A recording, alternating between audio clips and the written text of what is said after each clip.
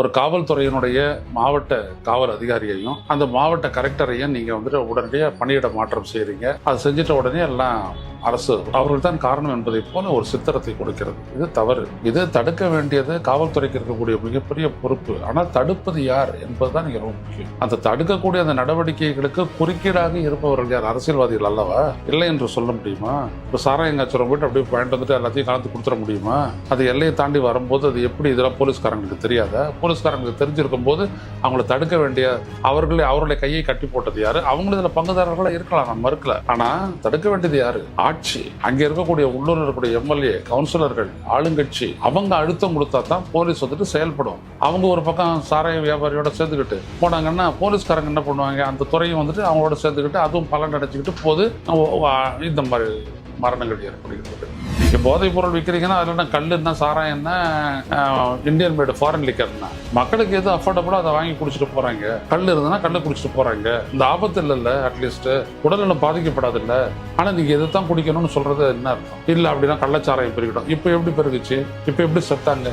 அப்போ ஒருத்தரும் சம்பாதிக்கக்கூடிய காசுல வந்துட்டு ஓரளவுக்கு தான் செலவு பண்ணுவான். நீங்க 150 ரூபா 160 ரூபா குவார்டர் வித்தீங்க அப்படின்னா அப்ப அவங்களால எப்படி வாங்கி குடிக்க முடியும்? அவன் 20 ரூபாய்க்கும் 30 ரூபாய்க்கும் ஓடுறான். ஓடி போயிட்டு இதை குடிச்சிட்டு செத்து போறான். அப்ப இதுல வந்துட்டு அரசு அக்கறை செலுத்தக்கூடாதா? செலுத்த வேண்டாமா?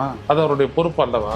ஒரு அம்மா சொல்றாங்க, அவரை பார்த்துட்டு இருந்தேன், அவர் தூங்கிட்டு இருந்தாரு அப்படின்னு நினைச்சிட்டு நான் பாட்டுக்கு வேலைக்கு போயிட்டேன். அப்புறம் எனக்கு போன் பண்றாங்க, இந்த மாதிரி வயிற்று வலி ஏற்பட்டு அவர் வந்துட்டு நெஞ்செரிச்சல் ஏற்பட்டு அவர் மருத்துவமனை கொண்டு போயிருக்கிறோம். நான் வர்றதுக்குள்ள எல்லாமே முடிஞ்சிருச்சு. அப்போ ஒரு பக்கம் அவர் வேலை செய்ய போகணும், ஒரு பக்கம் இவர் வேலை செய்ய போகணும். இப்படி இருந்தா தான் குடும்பத்தை காப்பாற்ற முடியும். அப்படிப்பட்ட ஒரு சூழலில் இப்படிப்பட்ட மரணங்கள் நிகழ்கின்றன என்று சொல்லும் போது அரசியலும் ஆட்சி அமைப்பும் வந்துட்டு என்ன செய்யறாங்க அப்படின்றத ஆழமா யோசிக்க வேண்டியதாக இருக்கிறது. தமிழ்நாட்டினுடைய கள்ளக்குறிச்சி மாவட்டத்தில் ஒரு இடத்தில் விற்கப்பட்ட சாராயத்தை அருந்தியவர்கள் 100க்கும் மேற்பட்டோர் கடுமையான பாதிப்பிற்கு உள்ளாகி சேலத்திலிருந்து கள்ளக்குறிச்சி வரை உள்ள மருத்துவமனைகளில் சேர்க்கப்பட்டு இதுவரை 36 பேர் உயிரிழந்திருக்கின்றனர். பலருடைய உடல்நிலை கவலைக்கிடமாக இருப்பதாக செய்திகள் வந்திருக்கிறது. காரணம் என்னவென்றால் அந்த சாராயத்தில் மெத்தனால் கலக்கப்பட்டிருக்கிறது. Karim's biryani paradise at liberty and catering services, கோடம்பாக்கத்தின் அறுசுவை அடையாளம்.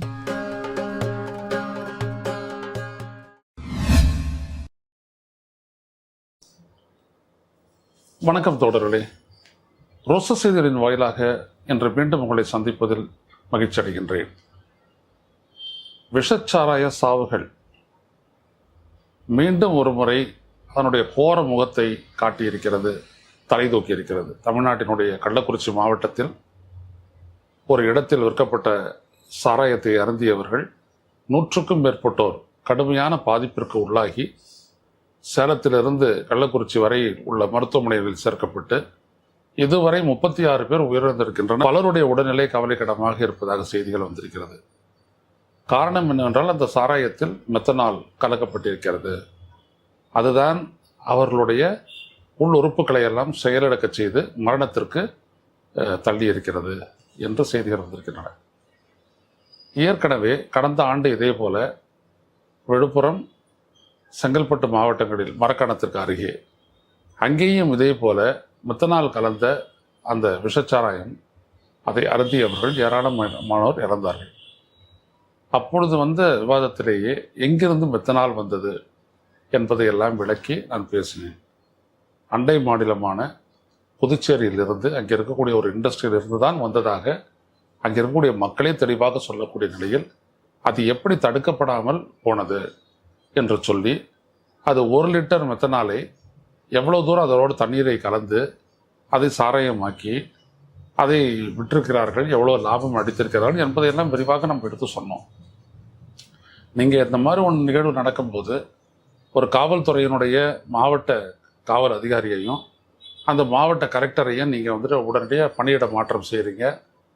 அது செஞ்சிட்ட உடனே எல்லாம் அரசு அவர்கள் தான் காரணம் என்பதை போல ஒரு சித்திரத்தை கொடுக்கிறது. இது தவறு. இது தடுக்க வேண்டியது காவல்துறைக்கு இருக்கக்கூடிய மிகப்பெரிய பொறுப்பு. ஆனால் தடுப்பது யார் என்பதுதான் இங்க ரொம்ப முக்கியம். அந்த தடுக்கக்கூடிய அந்த நடவடிக்கைகளுக்கு குறுக்கீடாக இருப்பவர்கள் யார்? அரசியல்வாதிகள் அல்லவா? இல்லை என்று சொல்ல முடியுமா? இப்போ சாராயங்காச்சுரம் போயிட்டு அப்படியே பாயிண்ட் வந்துட்டு எல்லாத்தையும் கலந்து கொடுத்துட முடியுமா? அது எல்லையை தாண்டி வரும்போது அது எப்படி இதெல்லாம் போலீஸ்காரங்களுக்கு தெரியாதா? போலீஸ்காரங்களுக்கு தெரிஞ்சிருக்கும் போது அவங்களை தடுக்க வேண்டிய அவர்களை கையை கட்டி போட்டது யாரு? அவங்க இதுல பங்குதாரர்களா இருக்கலாம், நான் மறுக்கல. ஆனால் தடுக்க வேண்டியது யாரு? ஆட்சி.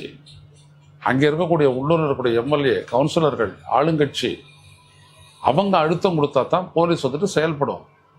அவங்க ஒரு பக்கம் சாராய வியாபாரியோட சேர்ந்துக்கிட்டு போனாங்கன்னா போலீஸ்காரங்க என்ன பண்ணுவாங்க, அந்த துறையும் வந்துட்டு அவங்களோட சேர்ந்துக்கிட்டு அதுவும் பலன் அடைச்சிக்கிட்டு போது இந்த மாதிரி மரணங்கள் ஏற்படுகிறது. இதில் ரொம்ப ஒரு கவலைக்கிடமான ஒரு விடயம் என்னவென்றால், அது சொல்லக்கூடிய பலரும் சொன்ன விடயம், இது இந்த டாஸ்மாகில் விற்கிற சரக்கு வந்துட்டு விலை ரொம்ப அதிகமாக இருக்குது, அதனால் குடிக்கிறதுக்கு போதைக்காக அங்கே போயிடுறாங்க, இதை நாடி போகிறாங்க அப்படின்னு சொல்கிறாங்க. இங்கே பார்த்தீங்கன்னா அது தாறுமாறாக விலையை ஏற்றிடுறாங்க. இந்த டாஸ்மாகில் விற்கக்கூடிய சரக்கு ஒன்றும் அந்த அளவுக்கு ஒன்றும் தரமானது அல்ல அப்படின்றது எல்லாருக்கும் குடிக்கிறவங்களுக்கு தெரிஞ்ச கதை, உண்மை. அது இன்னொரு பக்கம். மற்றொரு பக்கத்தில் பார்த்தீங்க அப்படின்னா அதில் அதுக்கு விற்க அதை வந்துட்டு நிர்ணயித்துள்ள விலை படு மோசமான ஒரு விலை நிர்ணயம். இது இன்னொரு பக்கம். மூன்றாவது, குடிப்பழக்கத்துக்கு அவங்க அடிமைப்பட்டு விட்டாங்க.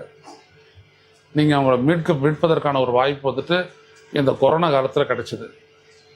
அப்போ கொரோனா காலத்தில் வந்துட்டு யாரும் இந்த கடையெல்லாம் மூடி இருந்த போது யாரும் செத்து போல, யாருக்கும் பைத்தியம் முடிக்கல, எல்லாமே நல்லா தான் இருந்தாங்க. ஆனால் கொரோனா காலம் முடிஞ்சு மறுபடியும் வந்துட்டு கடைகள்லாம் திறக்கப்பட்ட போது நீங்கள் முதல்ல அரிசி ரேஷன் கடையோட இதையும் சேர்த்து திறந்துட்டீங்க. திறந்து மறுபடியும் அவங்கள அடிமைப்படுத்தி அதனால் ஏற்படக்கூடிய உயிரிழப்புகளில் வந்துட்டு அந்த குடும்பங்கள் நடுத்தருக்கு வருகின்றன. ஒரு அம்மா சொல்கிறாங்க, இந்த மாதிரி நான் அவரை பார்த்துக்கிட்டு இருந்தேன், அவர் தூங்கிட்டு இருந்தார் அப்படின்னு நினச்சிட்டு நான் பாட்டுக்கு வேலைக்கு போயிட்டேன். அப்புறம் எனக்கு ஃபோன் பண்ணுறாங்க, இந்த மாதிரி வயிற்று வலி ஏற்பட்டு அவர் வந்துட்டு நெஞ்செரிச்சல் ஏற்பட்டு அவர் மருத்துவமனை கொண்டு போயிருக்கிறோன்ட்டு. நான் வர்றதுக்குள்ளே எல்லாமே முடிஞ்சிருச்சு. அப்போது ஒரு பக்கம் அவர் வேலை செய்ய போகணும், ஒரு பக்கம் இவர் வேலை செய்ய போகணும். இப்படி இருந்தால் தான் குடும்பத்தை காப்பாற்ற முடியும். அப்படிப்பட்ட ஒரு சூழலில் இப்படிப்பட்ட மரணங்கள் நிகழ்கின்றன என்று சொல்லும்போது அரசியலும் ஆட்சி அமைப்பும் வந்துட்டு என்ன செய்கிறாங்க அப்படின்றத ஆழமாக யோசிக்க வேண்டியதாக இருக்குது. இன்றைக்கி முதலமைச்சர் வந்துட்டு குடும்பத்துக்கு பெரிய அளவுக்கு நிவாரணம் அறிவிச்சிருக்கிறார், அது வேற, அதை நம்ம குறை சொல்லலை. ஆனால் செய்யறது வேண்டிய வேலை என்னது? இப்படியான ஒரு விற்பனையை தடுத்திருக்கணும். அதே நேரத்தில் குடிக்கிறவங்களுக்கு ஒரு வழி செஞ்சுருக்கணும். சிலர்லாம் சொல்லுவதை போல கல்லையாவது நீங்கள் முறைப்படுத்தி திறந்து விட்டுட்டீங்க அப்படின்னா, ஆனால் அரசுக்கு வருவாய் வேணும், ஊழலையும் சம்பாதிக்கணும். அவங்களுடைய இரட்டை நோக்கு தான் எல்லா விதமான மரணத்துக்கும் காரணமாக வந்து. நீங்கள் போதைப் பொருள் விற்கிறீங்கன்னா அதில் என்ன கல் என்ன சாராயம் என்ன இந்தியன் மேடு ஃபாரின் லிக்கர்னா மக்களுக்கு எது அஃபோர்டபுளோ அதை வாங்கி குடிச்சிட்டு போகிறாங்க. கல் இருந்ததுன்னா கல்லை குடிச்சிட்டு போகிறாங்க. இந்த ஆபத்து இல்லைல்ல, அட்லீஸ்ட்டு உடல்நலம் பாதிக்கப்படாதில்ல. ஆனால் நீங்கள் எதை தான் குடிக்கணும்னு சொல்கிறது என்ன அர்த்தம்? இல்லை அப்படின்னா கள்ளச்சாராயம் பெருகிட்டோம். இப்போ எப்படி பெருகுச்சு? இப்போ எப்படி செத்தாங்க? அப்போது ஒருத்தரும் சம்பாதிக்கக்கூடிய காசில் வந்துட்டு ஓரளவுக்கு தான் செலவு பண்ணுவான். நீங்கள் 150 ரூபா 160 ரூபா குவார்ட்டரை விற்றீங்க அப்படின்னோம்னா அப்போ அவங்களால எப்படி வாங்கி குடிக்க முடியும்? அவன் 20 ரூபாய்க்கும் 30 ரூபாய்க்கும் ஓடி போய்ட்டு இதை குடிச்சிட்டு செத்து போகிறான்.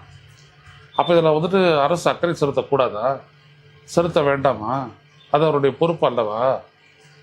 அதுதான் கேட்குறோம். என்ன உட்காந்துக்கிட்டு நீ கண்டு குடிக்கிறத பற்றி ப்ரீச் பண்ணுறான்னு சொல்லலாம். அவன் தான் சொல்கிறான், அவன் போதைக்கு அவன் அடிமைப்பட்டு போயிட்டான். ஆனால் அவனையும் வாழ வைக்கணும். வாழ வைக்கணும்னா சேஃபஸ்ட்டு மோடு அதுதான், ஆல்டர்னேட்டிவ் அதுதான்.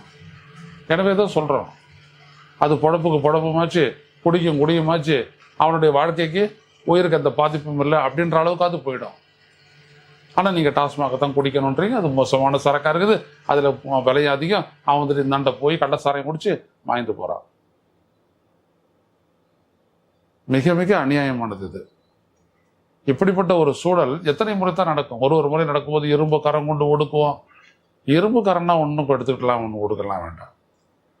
இது காய்ச்சறது எப்படின்றதெல்லாம் தெரியாது, அதில் என்னென்னலாம் போடுறாங்கன்றது தெரியாது. அது எப்படி வந்துட்டு ஏற்றுக்கொள்ளத்தக்கது? பேட்டரி செல்லு எல்லாத்தையும் தூக்கி அதில் கொட்ட வேண்டியது, கொட்டி காய்ச்ச வேண்டியது. சொல்லியிருக்காங்க, கேள்விப்பட்டது தான். ஒரிஜினல் நல்ல சாராயம் அப்படிலாம் எங்கே என்ன ஒன்றும் புரியலை. ஆனால் ஒரு அனுமதியோடு இது ஒரு சம்பாதனை நல்லா நடக்குது. இதில் எல்லாரும் ஈடுபடுறாங்க. இதை தடுக்கணும் அப்படின்னோம்னா மற்றதெல்லாம் லீகலைஸ் பண்ணித்தான் தீரணும்.